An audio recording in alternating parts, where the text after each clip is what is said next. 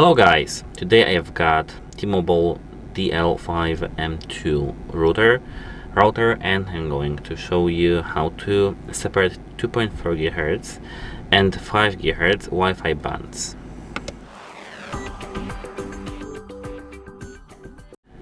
They are separated by default, so probably you won't do anything, but how to do that?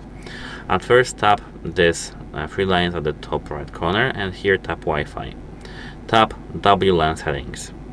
Make sure that band steering is disabled, because as you can see, band steering automatically steers clients on a wireless network to the best available frequency band, thereby improving performance for all clients. Just make sure that this is not enabled. Then scroll down. Here we've got two networks, T Mobile 5G and T Mobile 2.4.